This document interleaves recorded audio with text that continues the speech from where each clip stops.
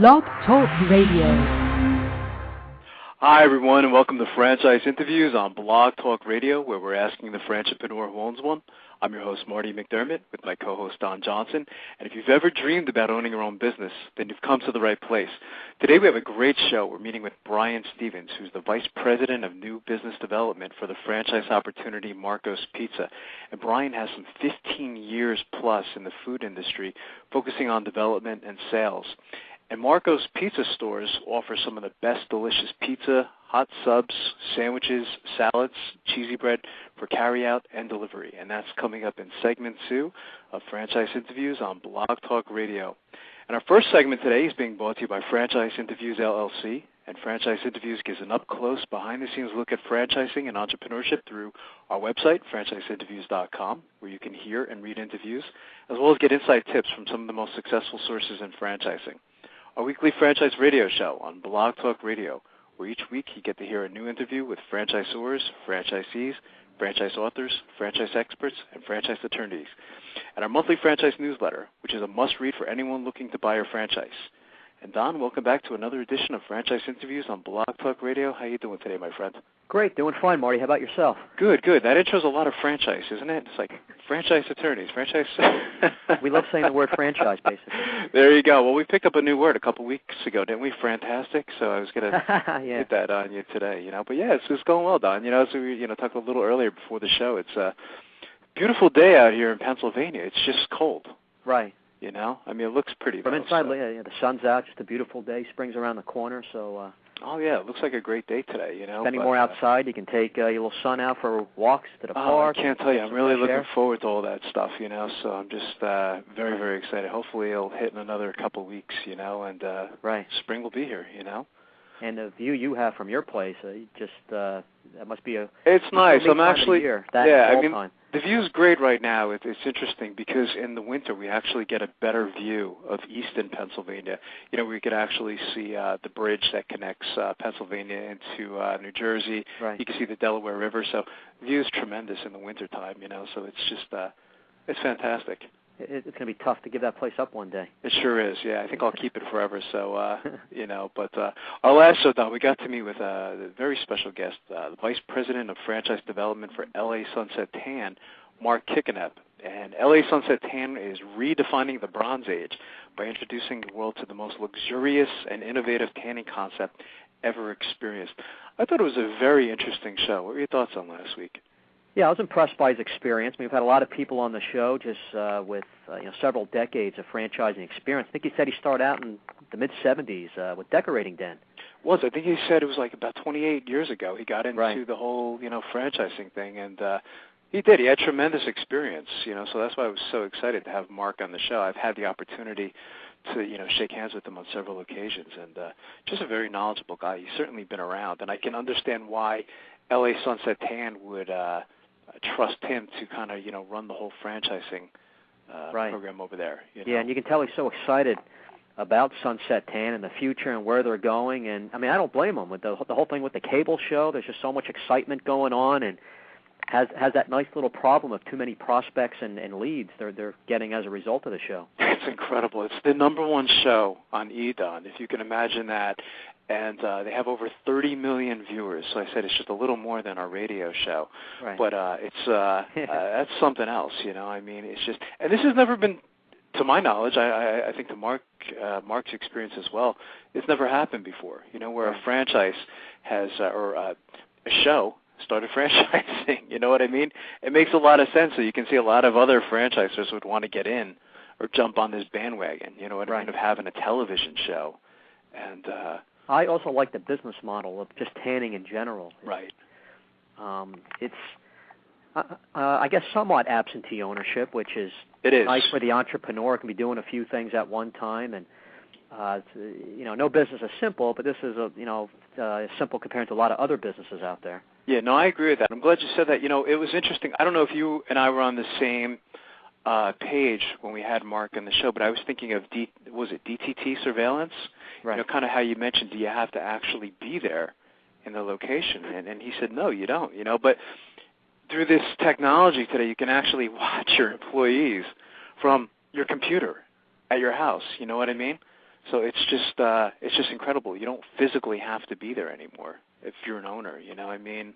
Yeah, I think there's only a few businesses or franchises where that's sort of the case. Where exactly.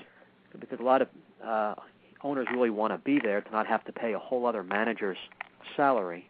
Yeah, absolutely. You know, and they're very selective too, Don. You know, I mean, he's again, they are in that very unique situation because they're getting so many requests for franchises. Right. They can be very selective. You know, and Mark mentioned that they're not selling franchises; they're actually rewarding franchises. And I don't know if you remember this. He said their discovery days are called auditions, and right. Pretty neat. They prospective franchisees are actually greeted at the airport in a limousine, you know, by some of the cast members of the show. You know, they go out to a fancy lunch, then they go back to the original tanning salon and get to meet some more people. You know, so it's just an interesting experience, I suspect, for prospective franchisees. I guess obviously looking for people who have an outgoing personality. Sure, absolutely. Like yourself, not someone kind of introverted who might not like the spotlight or something like that. Yeah, you know, I'm glad you said that. You know, and one of the questions that they ask, you know, when someone calls up and requests franchise information, you know, if Mark does have them on the phone, I recall him saying that he asks, do you like tanning? I mean, that's usually one of the first questions. I mean, if you don't like tanning or if you don't believe in tanning, you're not going to make a particularly good franchisee, are you? You know, I mean, so you certainly have to believe in the concept, you know, and people listening, you know, they might have said, well, what's the difference between LA Sunset Tan versus all these other tanning franchises? Because there are, you know, some pretty big ones out there. They want to perceive or give the perception that they are like the Starbucks of franchising, so you can say, you know, for tanning salons anyway, you know, so it's more like a I guess you could say like an emotional experience. Because if you think about it, if you sell a franchise in, let's say, Bismarck, North Dakota for an LA Sunset Tan, I don't suspect you're going to have a lot of celebrities coming into the store from there. Right. But they are going to get that experience, you know, that celebrity experience. So I think, you know, that's one of the things that they pride themselves upon.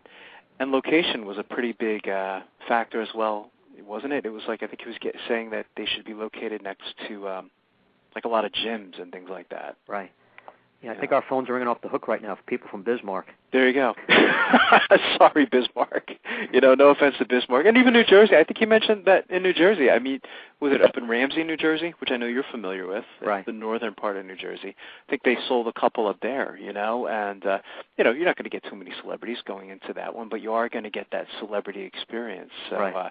You know, hopefully you're going to get to see the show next season. You know, I know Connie is anticipating the show to come back on. You know, they're working on season 2, and Mark was even in one of the episodes, which was kind of how I got turned on to LA Sunset Tan. You know, because I think they're going to be at the show you mentioned too.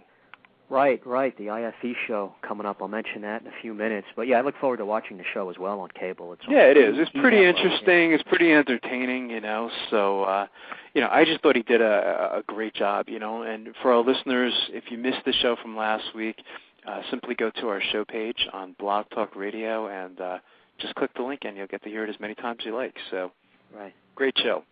What do we have going on today, Don, and over the next, I guess, month? Yeah, I got some nice stuff lined up today. It's Brian Steeving. That's right. Franchise opportunity, Marco's Pizza. And Marco's Pizza opened their first store in Toledo, Ohio, 1978, Marty. They offer great food. They do carryout delivery, and they have over 100 locations throughout the country. It's a great story, too, you know, if, you know, and I'm sure Mark's going to tell it, you know, with Pat Giammarco, you know, how he moved, you know, to this country, I think, when he was 9 years old, you know, and he was involved in the pizzeria business. You know, and that's the interesting thing is, you know, I'm sure, like, this is a company that has tremendous experience in the pizza business, and they certainly got the franchising thing down as well. So really excited to have them on the show today. Yeah, definitely. March 20th, Marty, you're meeting with Eric Kurjan, franchise owners to 6 disciplines. That's right, and we've had them on the show before, haven't we? Right. This was with the founder, I don't know if you remember, Gary Harsp. And what I'd like to do, Don, is play that show again before we actually have Eric come on the show, you know, so listeners can actually become somewhat familiar with 6 disciplines. And they're kind of like into the whole like business coaching thing, if I remember correctly, aren't they? Right. Or kind of a little beyond business coaching. They kind of work with businesses when they're doing well and help them grow. They're not the kind of business coach that comes in when your business is in trouble, you know. Right. So they're an interesting concept. And the founder of the company, Gary, I think he's an author as well of a book called Six Disciplines. So interesting. We'll find all about that next week. Right. I guess they call it Strategy Execution Program for Small Businesses. It's an ongoing, systematic approach to deal with an ever-changing business environment. So right, absolutely. We'll go into the details, and that'll be nice. That's a good idea to replay prior show when we had them on. On March 27th, we're meeting with Chad Kunkel, owner to the franchise called Fish Window Cleaning. That's right, yeah. And we're looking forward to that. I'm familiar with Fish Window Cleaning a little bit, and it's pretty funny. They also started in 1978, it looks like. Did they really? That's a magical year. It's a good year for franchising. I think that was the year the franchise rule actually came out with the whole UFOC thing, right? Which was a milestone in franchising. And one of the things I'd like to have back, like one of the attorneys on our show, Don, like Nancy Lennard or Kevin Hine, and have them kind of like discuss some of these changes that are going on with the UFOC. Right. As you know, we've had a lot of consultants bring this to our attention that there have been some pretty big changes in the UFOC. So yeah, I'm looking forward to that show as well with Fish Window Cleaning, and someone who went through the whole process of deciding what franchise to invest in, going through the whole due diligence and choosing them through training and getting started and all the support from the franchise. I mean, here's another service, window cleaning. That's a franchise. Did you know how they came up with the name, or no? It was no. I don't know either. It was just funny because Connie was asking me this morning. She said, "Oh, I see. Fish Window Cleaning is going to be on your show in a couple weeks." And she said, "What do? They clean aquariums?" I'm like, "No." It's like it's window cleaning. It's well, she'll definitely be someone who will be listening. There you go. We'll find out everything about it. I wonder if they get that sometimes. You wonder how some of the companies come up with their names and things like that. So it's just it's kind of clever. So. I know you had some interesting articles and things, events. Well, I want to mention to people this weekend, March 15th, 16th, Saturday, and Sunday, it's the New York, New Jersey Franchise Expo. That's right. You usually hit that every year, don't you? Yeah, I've been to it a few times. The Franchise and Business Opportunities Expo, so here it's in the New York, New Jersey area. People interested can go to US Franchise Expos, that's with an S.com. Okay. And their phone number is 800-891-4859. That's not too far from me here. And then we'll be talking about it more in the coming weeks on specifics, but to let people know now, April 11th to the 13th is one of the largest franchise shows in the country. That's going to be at the Walter E. Washington Convention Center in D.C. coming up in mid-April, April 11th to the 13th. That's the 17th Annual International Franchise Expo. That's right, and you and I will both be there, And, that's right. I know you'll be signing autographs. Yes, I stop at 100, though. So you start charging, right? Yeah. Here's something, Marty, from the BaltimoreSun.com, dated March 11th. Franchising, hitching your dreams to a known brand. This is a great article, by the way. Yeah, by Hannah Cho. Yeah. It says, when creating a new business, some budding entrepreneurs look to establish franchises as a way to get started. Consider McDonald's, Jenny Craig, Blockbuster. These are just a few of the well-known franchise brands, but gaining access to sell for such big names will cost you. Initial franchise fees in the tens of thousands and annual royalties are just a few of the things you'll pay in exchange for tested business plans, marketing muscle, and the right to sell already recognized products. So how do you know if franchising is right for you and if it will appeal to your entrepreneurial creativity? For some, franchising represents an opportunity to own a business with a proven track record, brand recognition and training, and sales support, but it's not for everyone. And we've gone over this, in the past. It's been a constant theme on our show as well. As much as you and I believe in franchising, certainly not for everyone. Right. A franchise owner loses some independence and creativity in running a business that has a set way of operating. Besides the upfront investment, franchisees pay the parent company for national advertising campaigns and annual royalty fees, on average 6.7% of gross sales, but varying by industry. If you're someone who's strongly entrepreneurial and want to start your own business, that's fine, said Terry Hill, a spokesman for the International Franchise Association. Franchise is a system and removes a lot of that for you. Some people aren't interested in working for others who already have a system and taking directions from a parent company. They want to do their own thing. Sure, absolutely. Operating a franchise also requires the same amount of commitment and hard work as any independent business. Franchise companies want potential owners who are management savvy. And profit is not guaranteed, though plenty of franchise owners have found success following an established business model. It says here another downside, the symbiotic relationship between a franchisor and the franchisee can sour. For instance, several owner associations representing Dairy Queen franchisees are suing the parent company, and they're alleging that they are being forced to convert to new restaurant lines. Right. Franchisee associations involved in the suit include members in Maryland. Overall, it's a wonderful way to make a living if you're familiar with what you're doing and you have experience, said Stephen Rosenstein, co-chairman of the Greater Baltimore SCORE chapter, who counsels entrepreneurs and small business owners. With those general principles in mind, consider investigating numerous franchise options before deciding whether it's the right choice for you, and that's what business consultants say. There are about 3,000 franchise systems and 900,000 franchise businesses in the United States, according to the IFA. That number's changed significantly since you and I have started the show. That's one of the things that stood out for me. Right. Because a lot of times you and I get that question. In fact, Mark, I think, might have even asked us last week. He said, how many franchise systems are we up to in the United States? Because it's so hard to keep track. So this is the most recent number that I'm going to remember. It looks like 3,000. And again, it's from the IFA, which is pretty credible. So soon we're going to be at over 1 million total. Would you say probably by 1 million by the end of the year, I guess, right? Right. Definitely. I mean, it's if you look at the growth rate. So, I mean, it's going to be so much easier to say 1 million. So, the franchise industry grew at a faster pace than other sectors in the U.S. economy between 2001 and 2005, generating 11 million jobs and $800 billion in sales, goods, and services, according to a PricewaterhouseCoopers study. It's pretty impressive, too. Yeah, that is impressive, yeah. It's interesting. Sometimes I see, a lot of these articles, and they talk about a franchise industry, Right. Technically speaking, I guess there's no such thing as a franchise industry, but there is, from you and I, we've quoted several sources, I think there's about 80 to 85 industries franchising, Right. So kind of interesting. So we just a little And correction. just finishing the article, a myriad of industries, brands, services, and products exist to fit many different skills and experience. Franchise concepts include everything from restaurants and beauty shops to real estate and various types of services, including automotive, maintenance, and tax preparation. Right. It says in Maryland, for example, is the home of well-recognized education franchise Sylvan Learning, Inc., which is seeking to expand its tutoring franchise business. I'm familiar with them. It's a great company. Right. I recall you mentioning them on several occasions. Yeah, no, absolutely. It's a great article, Don. Again, this was from was it the Baltimore Sun?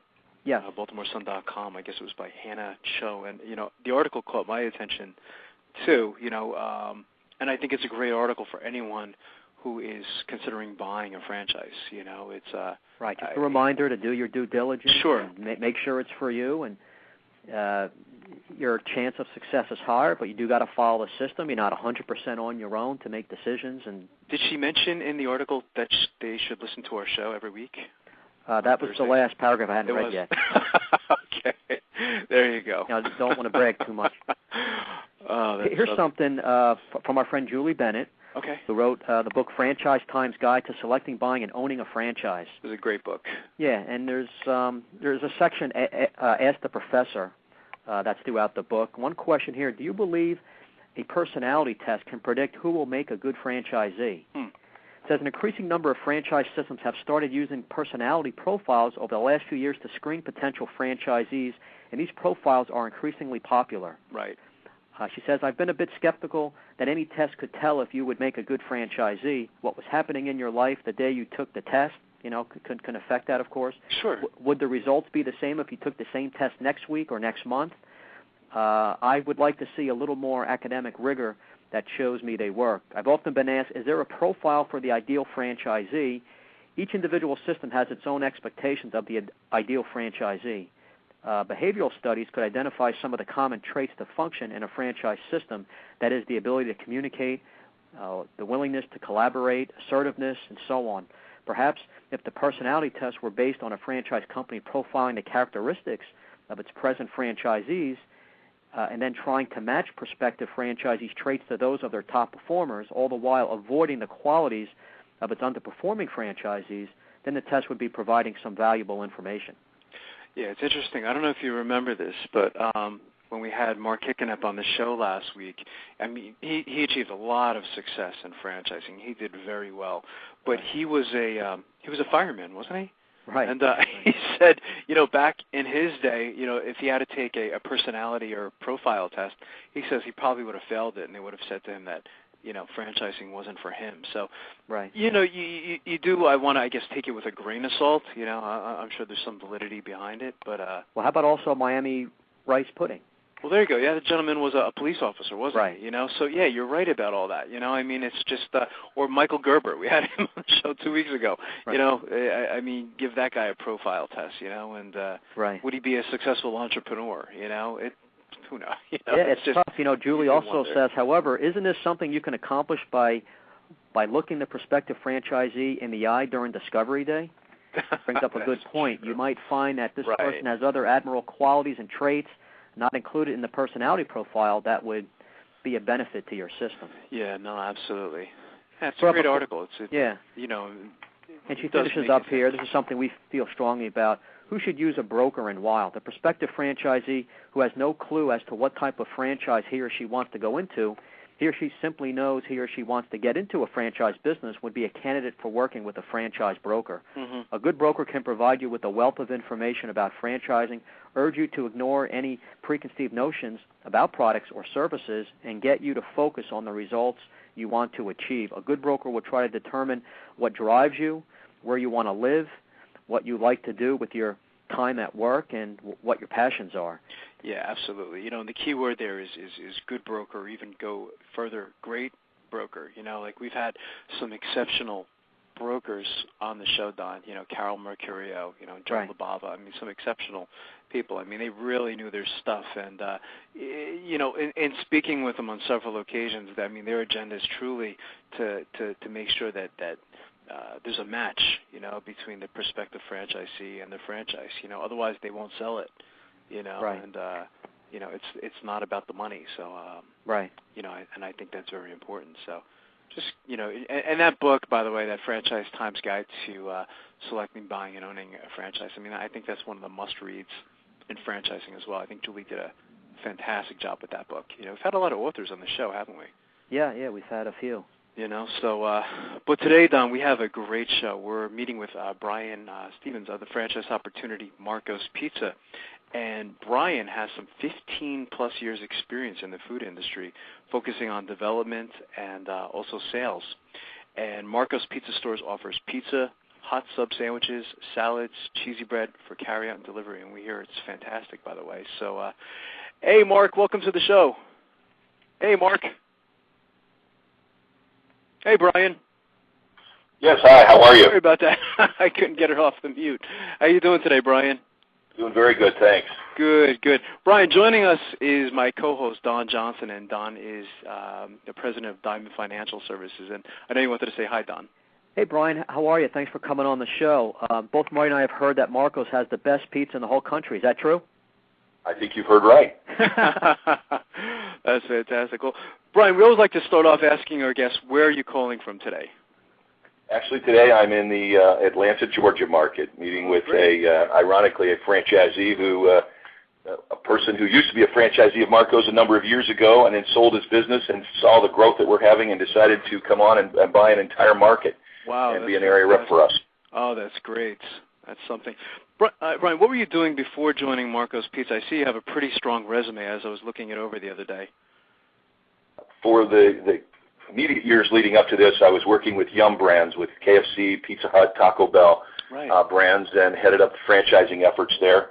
And just before that, I was with the Yorkshire Global, which was A&W and Long John Silver's. And as you may recall, back in 2002, Tricon, which was the parent of the KFC Pizza Hut, they bought our Yorkshire brands. And so I came to them through that acquisition and was asked to stay on during that.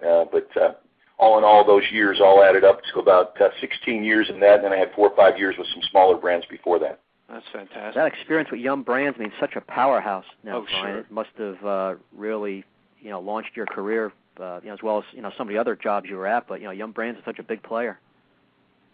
They really are, and they have 4 of the segment-leading brands. When I say segment-leading, you've got the top pizza brand at Pizza Hut. You have the top Mexican brand Taco Bell, chicken with KFC, and the fish brand with Long John Silver's. So having 4 leading brands in their portfolio just made for a lot of interest in the franchise programs as a whole.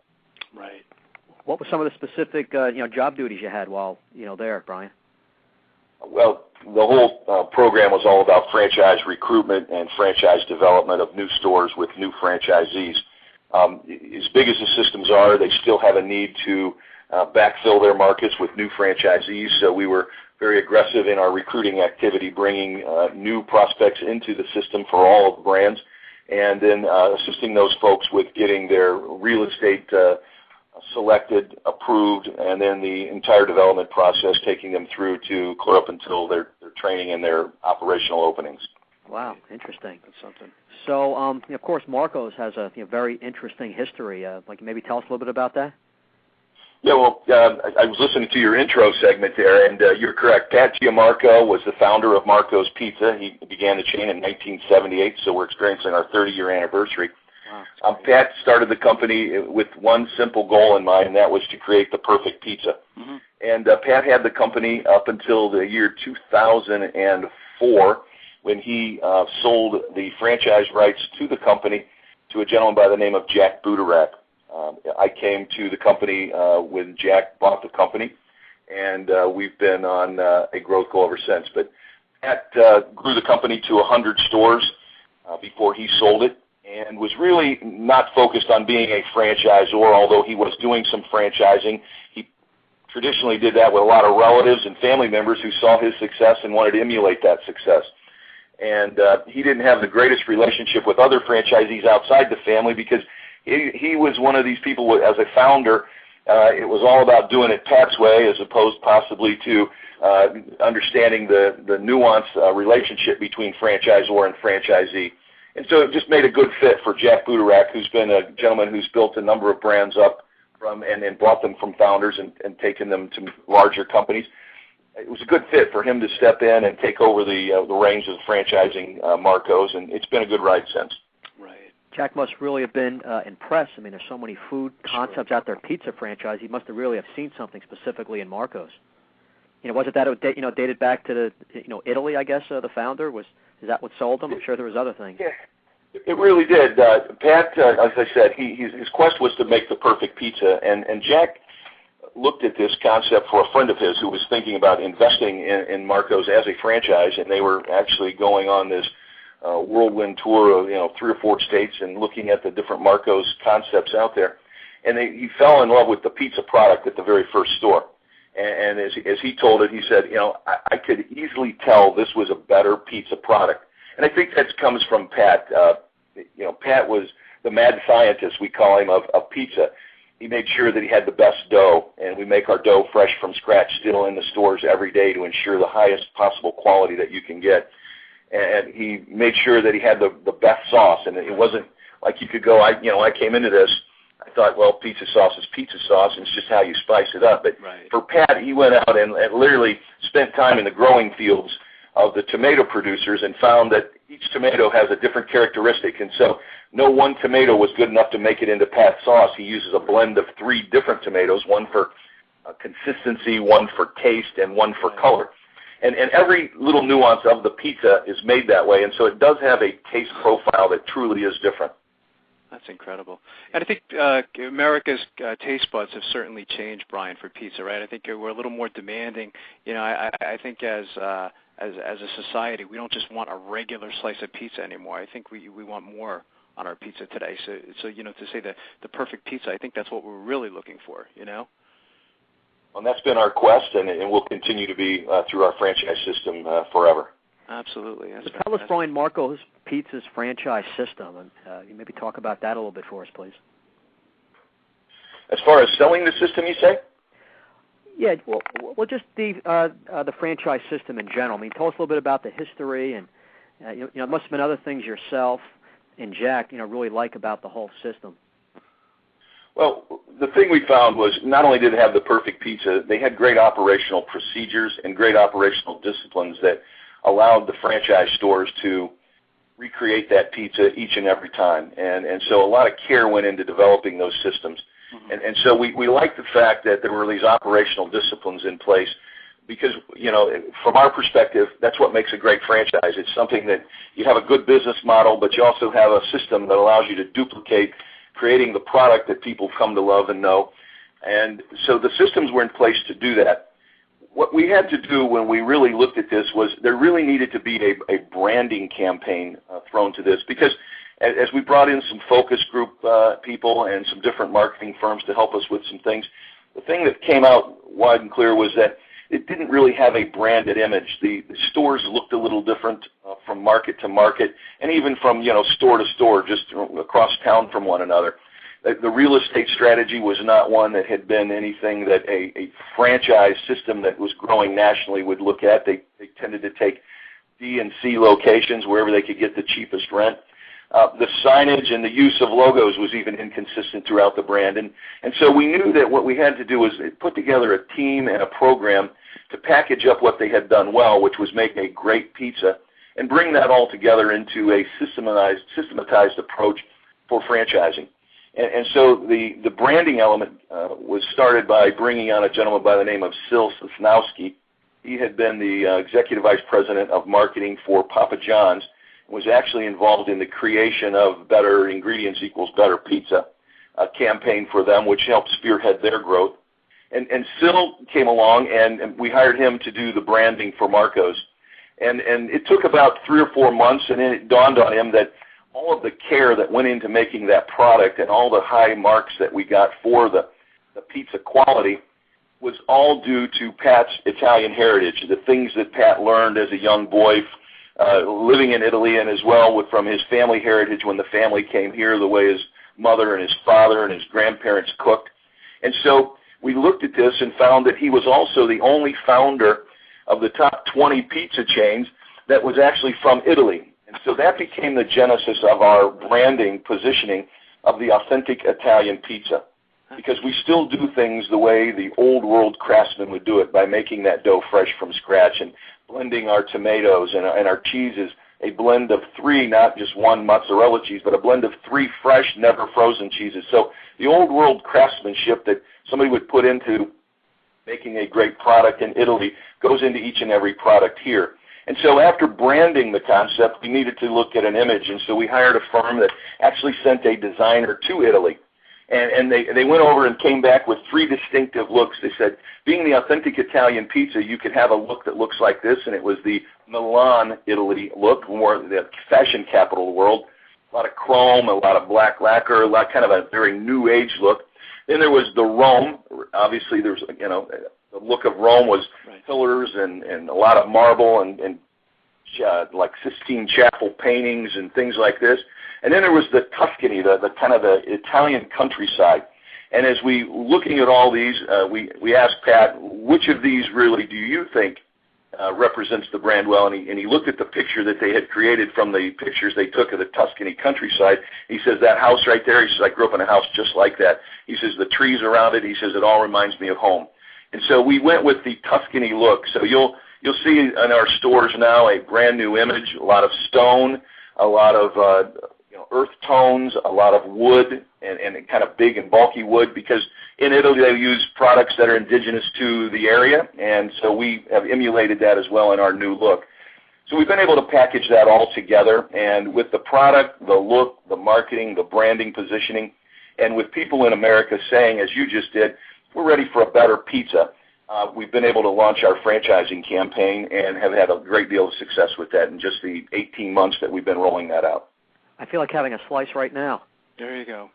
But I think Marty's right. People want a better pizza, and yeah, I mean, you guys have done a great job fine-tuning what the original founder started to really, put together a great pizza system. So you're doing a good job. Yeah, it sounds like, Brian, I mean, you pretty much dissected every element, of your business model, as you say, your operations in general. I mean, you can see a lot of work went into it. I recall reading an article about you guys. You made it into like a case study. I mean, it was just interesting. We have, I think Jack's forte is he really understood I need to bring people in that are experts in their fields. And, the team he's assembled, we've had people say, how in the heck did you assemble such a team for such a small brand, and specifically in Toledo, Ohio? And I think all of us fell in love with the concept because we saw what Jack was about, the fact that he was going to bring this team in, let everybody do what they did best. And we see the growth opportunities for this. We've looked at the marketplace numbers, and we do believe that people do want that better pizza, and they're responding well each and every time we've come into new markets. And just a quick side note on that, we've actually opened in the last 24 months in 11 new states, and by the end of this year we'll have opened in 16 new states for us in just a 2-year period. So quite an undertaking, but it's going very well. And our systems that we put in place to do that have created great opportunities for master franchises as well as single-store franchises. And I think that's been one of the driving forces behind this as well. That's great, and it's so important. It's one of the pieces of advice, Brian, that Don and I give is, when someone's looking to buy a franchise, look towards the leadership, and it's one thing that stood out when I was researching you guys is you certainly do have a strong team. I think it was compiled from a who's who of top officers and managers. You can see that. I mean, it's just, and I think that's so important. So that's great. How big is your industry, Brian? I mean, have any numbers? The pizza industry right now, by a number of different prognosticators, everybody's saying it's a little different size, but it's approximately $35 to $36 billion strong. That's something. And there are approximately 67,000 pizzerias in the United States. Amazing. Do you know the breakdown of, out of that upwards of $36 billion, how much is for franchises, the franchise industry, cut of that? Yeah, the interesting part of that, I can break it down. I don't know the exact franchising, but if you look at the industry and look at $36 billion and you look at the 4 major players in the marketplace, which would be Little Caesars, Pizza Hut, Domino's, and Papa John's, added together they represent just roughly 50% of that. And so what that leaves is there's 50% of the pizza industry that is taken up for the smaller chains, the mom-and-pop independents, and all those things. And that was one of the exciting components for us, because had there been a couple of major players that controlled 80-90% of the market share, it might have been a more daunting task. But when you look at an industry that's that large with that much variety in it, it looks to us like there's a great opportunity. We liken it to the analogous to being, the cell phone companies or the automobile company where Lexus, who we have Cameron Cummins, who's our head of franchise marketing and advertising. He came from the Lexus brand, and he said, Lexus looked at the luxury automobile group and where the domestics were saying, it's saturated, it's crowded, it's not the way to go, and Lexus said that's precisely where we're going to go. And because they brought the pursuit of excellence in there and had a better product, they're being able to become a leader in that segment. And we looked at this as analogous to those types of situations and said we're going to go after that market in a big way. It's interesting. What's been the most interesting thing that's happened to you, Brian, since joining Marco's Pizza? Well, I think I've been amazed by the rapid growth. We knew that we would grow quickly, but the program that we put together with the master franchising, we call them area representatives, whereby we allow strong entrepreneurs, people who have a background in developing businesses that understand the franchising world well. We've given them opportunities to actually own their microcosm of the world, and we're selling off territories by DMAs. It's much analogous to the Subway model where they have their development agents, but this allows us to have really top-notch people out in each market. They're local market experts. They're a lot smarter about their particular market than I am. Taking like a New Jersey, for instance, it would take me years and years to learn New Jersey, but I can hire or bring somebody on that owns the New Jersey market, right, and they will know the local way of the land, and they will then be able to develop their own stores plus franchisees in that, and we're sharing the wealth. Jack's quick to say, I want everybody to go along for this, and I want everybody to share in the wealth of what we create with this. And that's created opportunities for us to bring on a lot of high-quality individuals. I said we've been at this about 24 months, and we have over 610 signed, paid-for franchise commitments already, and by the end of the year, we expect that number to be over 1,000. That's incredible. Yeah, such fast growth is really, really amazing. Well, and the interesting part was we know that companies can grow fast. The industry's littered with companies that grew fast and then somewhat imploded because they just hadn't been able to take care of everything the way they needed. this program allows us to really give the service out to the franchisee level. Our goal is to have 100 key partners, those area representatives or master franchises, and that will literally split the entire country up into 100 pods. And if you look at this and you say that, each one of these people, we don't want them to go out and do these stretch goals where they're growing too fast. If they each grow just 3 to 4 stores per year in their particular territory, which is no stretch goal for anyone, and they can give great service to their sub-franchisees, we're hitting growth rates of 400 stores per year. And so we're on pace to begin getting all that to happen, and it still leaves great support at the store level, which we think is really critical to franchising today. We don't want to be one of those, stories that big growth and then a lot of failures and a lot of disconcerted franchisees out in the marketplace. Right, absolutely. If your company can make it here in New Jersey or New York, really you can make it anywhere. I think just kind of a saturated state. There's so many different pizzerias. They're all over the place. Marco's come in and really, establish, their area. That'll just, I'll be pretty impressed by that, Brian. Well, I will say, I used New Jersey because I heard in the intro that that's where you guys were at, but I would say that we aren't going to go after those types of markets in the first couple of years of our development. Mm-hmm. Our market places that we're going to go after now are where we'll look at markets where we call them sort of underserved from the pizza world. And, the New Jerseys and New Yorks, the other thing you get there is you have all those mom and pops, but there's also a different style of pizza that seems to be the segue for that marketplace. It's a thinner, larger product. And so we're going to be very cautious before heading into those types of markets. The United States is a big place, and there's a lot of great opportunities for us to go without slugging it out into what we'd say some very hostile territory. But that being said, once we're a 2,000-store chain and we've got growth in a lot of the other markets, then we can start to probably go into what I'd call the more hostile territory. But we won't be coming to probably New Jersey and New York anytime soon. So that means Pennsylvania is not hostile, so there should be one near you soon, Marty. I hope so, yeah. It's been one of my complaints, Brian, since we've moved out here to Pennsylvania. It's been very difficult for us to find good pizza out here. It's been a struggle.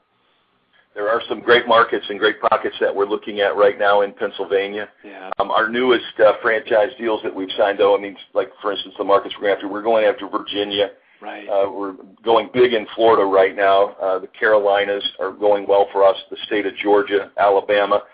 But we have identified 2 or 3 really key markets in Pennsylvania that we're going to go after, and we look to probably be there by middle of next year. That's great. Brian, are you able to stick around for another segment? I sure could if you'd like. Thanks. That's fantastic. We'll take a quick break. And today's show is being brought to you by Franchise Interviews, LLC. And Franchise Interviews gives you an up-close, behind-the-scenes look at franchising and entrepreneurship through our website, franchiseinterviews.com, where you can hear and read interviews as well as get inside tips from some of the most successful sources in franchising. Our weekly franchise radio show on Blog Talk Radio, where each week you get to hear new interviews with franchisors, franchisees, franchise authors, franchise experts, and franchise attorneys. And, of course, our monthly franchise newsletter, which is turning into a bi-weekly newsletter every 2 weeks, which is a must-read for anyone looking to buy a franchise. Great source, huh, Don, for looking to buy a franchise? Just a wealth of information. I think today's show, with Brian of Marco's Pizza, I think this is show number, was it 62, 63? I've lost count. Right. So slowly approaching that 100 mark, which we'll hit by the end of the year, So it's just been an incredible ride. But and all the shows are archived, and we have a wonderful newsletter, just a great source of information all around. There is just a wealth of information, if I do say so myself. And again, I'm excited about the newsletter shifting from a monthly newsletter to every 2 weeks. It's just because of the demand of it, of the new subscribers that we're getting every day for the newsletter. So absolutely. And, gofranchise.com, you can actually hear all the interviews that we've done as well. Right. So a lot of information. And, Marty, whether you're looking to start a franchise, acquire an existing franchise, or expand your territory through opening new locations, franchisefunding.net stands by your side from start to finish. From pre-qualification to packaging and presenting your loan application to securing a financial loan commitment and through the closing process, franchisefunding.net is there. While you're waiting, thousands are making their financial dreams come true. Don't wait any longer. Pre-qualify now by completing a confidential, no-obligation financial analysis form to get pre-qualified for financing. Realize your dream of financial independence with the premier franchise financing resource at franchisefunding.net. The phone number is 877-508-2274.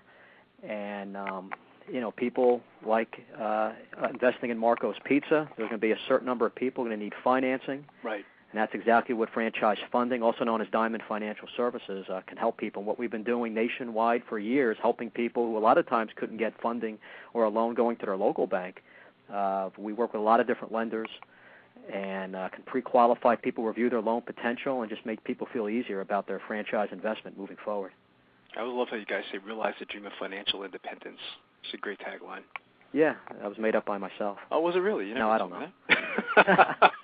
Yeah, actually, the company that designed our website, I think. Oh, there you go. Okay, well, it was very clever. But today, Don, we have a great show. We're meeting with Brian Stevens of the franchise opportunity Marco's Pizza. And Brian was mentioning he has some 15-plus years experience in the food industry, focusing on development and sales.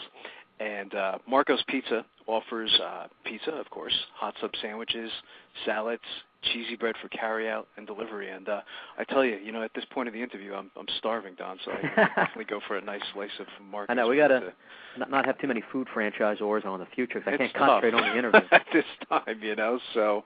But I think you're up, Don. Yeah, Brian, talk to us about what the types of characteristics you look for in a franchisee for your company. It's interesting that you would ask that.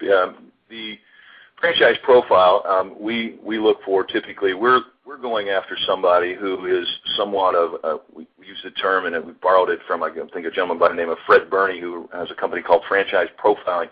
We're looking for somebody who's more of an intrapreneur as opposed to an entrepreneur, and because I don't think that's really a word, I'll kind of explain that. The entrepreneurial mindset is one who they might have a higher level of independence than what we're looking for.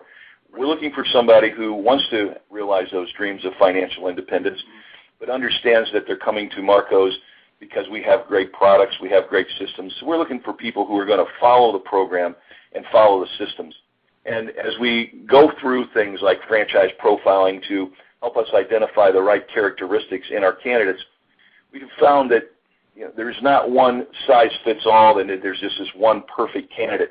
But what we're able to do with these franchise profiling types of products is actually identify the characteristics that a person has, and we use those not as a screening mechanism to say you don't fit or you do fit.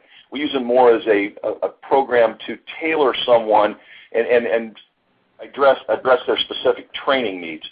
And we find that the real key thing that we need to have in a candidate is great interpersonal skills. We're looking for that above almost everything else. They have to have a good work ethic as well. I don't think most people come to you without feeling they have a good work ethic.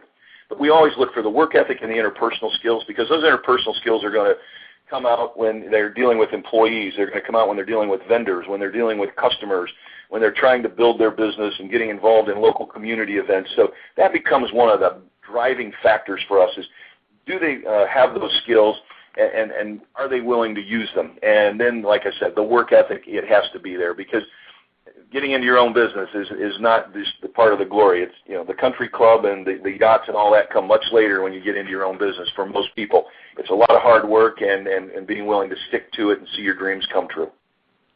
Right. Are a lot of your franchisees are they first-time owners now with Marco's? Many of them are. We have that entry-level price point, and I think that's what makes us appealing to a lot. We do a lot of business with first-time franchisees. But that being said, I'd say a great mix of our franchisees are also people that have multiple units of other brands because they see the business model. But that being said, it's probably about a 50-50 mix for us right now. That's interesting. Yeah, I think you're exactly right with the whole thing about work ethic. That's usually going to mean passion and mix in there that they have some people skills. I think that's that is an ideal franchisee. Yeah, and I like how you mentioned. Yeah, I was going to say, Brian, I like how you mentioned entrepreneur as well. You know, we had Michael Gerber on the show a couple weeks ago, if you remember, Don. You know, he was talking about that, how an entrepreneur could get very frustrated, you know, in this type of thing, because you don't want to certainly reinvent the wheel. You know, you can see that Marco certainly has a very tight system. You know, so it has to be someone who is able to follow, you know, the rules and things like that. So very important. Yeah, and Marty, it's like what we always discuss on the show, just what we talked about on the first segment. I mean, you got to make sure franchising's for you, right? And that absolutely. You could follow the system, and like what Brian's talking about, you know, they'll give you all the tools and everything for success, and just work hard, and you should be fine. Absolutely. Well, if you look at all the work that's went you know, into the whole system, you know, especially for Marco's, you know, it's interesting. You know, why would you want to, you know, get away from that? You know, so. Right. That's just something. One of the things that we do, though, I think, to really give the franchisees a voice, we have a very active franchise advisory council that's made up of our franchisees, and we're meeting with them on a constant basis, and they get to bubble up great ideas from the system. Jack's a believer that some of the best ideas in any franchise system have always came from the franchisees. So we give them a big voice in a lot of things. They're involved in marketing campaigns and the things that we're going to run in our marketing campaigns. And they were even involved in helping when we created the look. We brought franchisees in so that they get a chance to exercise that marketing person inside all of us, or that creative person inside all of us. And we have a good flow of communication going back and forth with our franchisees. So I think that for those folks that are entrepreneurial-minded, it's a good fit for Marco's as well, because they do get a chance to have a so to speak. Right, that's interesting. How's training, Brian, for the franchisees? Talk a little bit about that.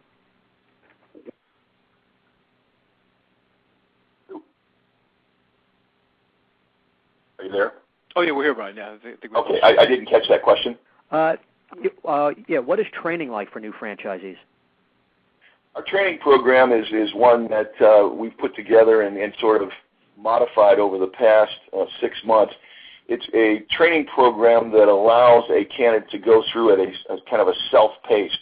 It's designed to be approximately 6 weeks long, and that takes into consideration if you have no experience in our industry.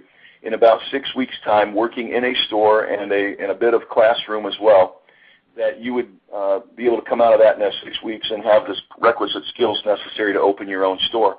But because we are attracting a lot of high-powered franchise candidates that are already successful with other brands, it was important to have a system that allowed them to be self-paced as well. And so the system for some, we've got people that were former Domino's franchisees, for instance, came in, and they got through the system in 2 weeks' time. They just had to get acclimated to the Marco's way of doing things. And so that system and that training program has really been a big favorite of the franchisees because it's customizable and doesn't take up an inordinate amount of their time if they don't need it, but it allows somebody who's learning at a slower pace not to feel pressured in getting through something or getting washed out of a system. They can take longer if they need it. Yeah, I mean, that's the first time we might have heard something like that, right, Marty, about a training program? So, yeah. No, absolutely. That's as flexible as that, yeah. Yeah, that's interesting. Yeah. Is there a typical day, Brian, for a Marco's Pizza franchisee, would you say? Oh, I'd say there's probably a typical day. We're open for lunch and dinner, so a typical day in a Marco's store starts at around 10 o'clock, and a franchise owner is going to get their store open. We do a lot of business where a lot of pizzerias don't do a lot of business lunch. We actually do a lot of business at lunch because of the diversity in our menu. We have the great sub sandwiches, we have chicken wings, we have salads, we have all these things. So our days kick off and get started pretty quickly there. The stores typically open around 11 o'clock. We do make our dough fresh from scratch, and the slower time in between lunch and dinner is typically when we do that, and we're getting all of our prep ready at that time. And, dinners, as typical in the pizza business, going to start off at 4:30, 5 o'clock and run till about 9:30, 10 o'clock. And, it's a life of a standard business owner. There's bank deposits to make and all those types of things. Right, absolutely. So lunch such a big part of the profit. I guess you try to, strategically put some of the locations near office parks, complexes, stuff like that? What we like to be is kind of on the peripheral of those areas. I mean, the predominance of our business is still going to be, carry out and delivery, catering to rooftops and where people live. But we want to be in an area where we have access to going into the business areas as well, or be convenient for the businesses. But I wouldn't say that we build our real estate strategy around those areas as much as we do the rooftops. Right, okay. We deliver, so we'll bring lunch to the folks, and so we can come to the business areas much easier, and so we want to make sure that we're focused on being within 1 mile to 2 miles of our current customer base, which is going to be the rooftops and the residential areas. Right. How many square feet, Brian, should the interior be you're looking for? How much space does a franchisee need? Yeah, the typical store for just the carryout and delivery model is about 1,400 square feet. Okay. That being said, it's hard to find 1,400 square foot spaces anymore because the real estate industry is building them larger. And so we've actually adapted to that as opposed to just taking larger spaces and having to eat the cost of higher real estate costs in bigger stores. We'll actually put seating in our stores now. And so for the last year, I'd say 50% of our stores have added seats because they're just having to take bigger real estate. And we've been rewarded with those seats by doing more lunch business and having, dine-in occasions that we didn't have as a chain prior to this. But the 1,400 is optimum, and anything over that, we'll maximize the use of that by adding seats and things. That's great. The people listening to our show, Brian, are prospective franchisees. What advice would you give to an aspiring entrepreneur looking to buy a franchise? Well, I think the real key thing is for a lot of due diligence to go into buying a franchise. I've been in this industry, like I said, for about 20 years, and I've seen a lot of people get into it and get out of it because they were dissatisfied. And the due diligence, I think, it comes down into making sure that the site, the franchise, everything about it, that you're picking one of those opportunities that's going to truly make your dreams come true and not be one of the horror stories that's in the industry. I think lifestyle fit is critical as well. Sometimes we'll have, and we'll actually turn people down that want to get into our franchise system if we just don't feel like we have a lifestyle fit. Making sure that the economic proposition from the franchise that you're buying is going to be a fit to the lifestyle you're trying to create. If you come to me and said, I want to open this franchise and I'm hoping I'm going to make $500,000 a year in profits off of this store, right. I can tell you right now we have a major problem on our hands. Sure. Because I know what my franchise is capable of, and I want to make sure that the expectations of what the person buying from us is something that we can meet. And I would say to any prospect buying a franchise, make sure the concept you're looking at can meet the expectations that you have and ask those questions diligently. And then also do the homework on the sites. I mean, so often in a lot of brands we're in backfill strategies now because they have so many stores.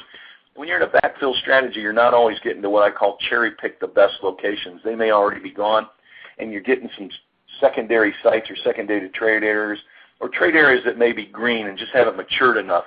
And if you're going into that, make sure your franchisor has informed you of that and that you may need an extra a bit of working capital to offset a green area until it has a chance to mature. But due diligence on all fronts is the most critical piece for this.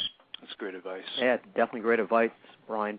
And you talked about before about the growth of Marco's, and we're impressed by that. Any other plans for the future for the franchise?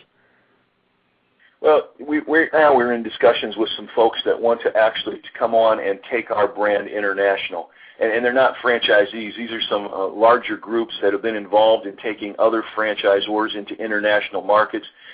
We don't want to get our attention diverted, and so the best way for us to do that would be to literally license or assign our international franchising to groups that know how to do that, and that's what we're in talks for. We understand that it's a big world out there, that the U.S. now is maybe not as big as what we once thought it was, only because the world is getting bigger every day. And so we understand that we need to look at international markets, but we don't want that to divert our attention from what we do. And so international, I would say, is something that you'll see Marco's doing within about 2 years. That's fantastic. Brian, we have about 30 seconds. What's the best way to get in touch with you or get more information on the Marco's Pizza franchise opportunity? I would go to our website. We have an ability to communicate with us there. It's www.marcos.com, okay. And you can contact us through that website. We have phone numbers listed there for ourselves and all the representatives, but that would be the best. That's great. It's a great website, by the way. It's very informative as well. So, thank you. And I want to thank you again, Brian. I think you guys have a great concept, and I'd like to invite you back sometimes at the end of the year as we watch you guys continue to grow. Well, we appreciate that. Thank you, and continued success with the show. You've got a great show here. Thanks, Brian. You have a great day today. Thank you, Brian. Right, Take thanks. care. Good luck. Take care. Bye-bye. Great show, huh, Don? Yeah. I mean, just a really, strong concept. I mean, I like all the work that was put into, like, the finest details of Marco's Pizza, I mean, they really... And I like the theme they chose for, how the place is designed and, the look and feel and so Absolutely. I mean, they dissected, every element of right. this whole operation, I mean, so they certainly did their homework, and as I was saying earlier, I mean, my taste buds have certainly changed for pizza, Right. I mean, after, eating pizza for 40 years now, I mean, it's just, you want something a little more at this point, you know what I mean? It was really interesting, the detail of how they go into all the individual ingredients, and we really broke it down, and it's... Was it like three different types of tomatoes? Right, tomato to come up with that sauce. I said, my God, I would never even think about that, and right. McDonald's, I don't know if you know this, they did that with their French fries, for their potato. I mean, their potato has to be grown a certain way. It can't just be any type of Idaho potato, from the supermarket. I mean, that's the strategy for success, You gotta sure, absolutely. All the details. Yeah, and I like how they do give their franchisees an opportunity to express their opinions as well. You know what I mean? That right. They have these focus groups and things like that with them. But and just a strong team over there as well. If you look at the bios of the leaders that are running that company, right. I mean, this is a very strong leadership. So they got top people in all. They really do. Categories, yeah. So just a great concept. So we're going to have them back on the show in the future. Right, but have them send us a few pies a few days beforehand. That would work for me, especially right now, right? It's just, I'm dying. My stomach was growling by the end of the show. So we have to think about, not having him back for a little while. It's just, and again, these guys are certainly going to continue to grow. I mean, their numbers are just significant. It's. Yeah, I mean, a lot of the shows and franchisors we've had on. I mean, they're just gonna. It's gonna be really interesting to see where they're at. 2 to 5 years. Oh, it is. It's and it's fun watching the growth as well. It's. When they were at so many units and then they doubled in size, and that's what's happening for us now, as we've been doing this show, approaching almost a year and a half. Right. I mean, we've seen exceptional growth with a lot of the franchises that we've had on the show already. So right. It's just incredible. But a great show, and we have another great show next week, Don, 6 disciplines, and then the following week we're meeting with fish window cleaning, that's yes. right? Yeah, look forward to that, Marty. Nice job. Absolutely. Nice job, Don. And again, go to franchiseinterviews.com. And what else, Don? Also, gofranchise.com. There you go. And did you mention franchise interviews? I did. I mentioned franchise interviews.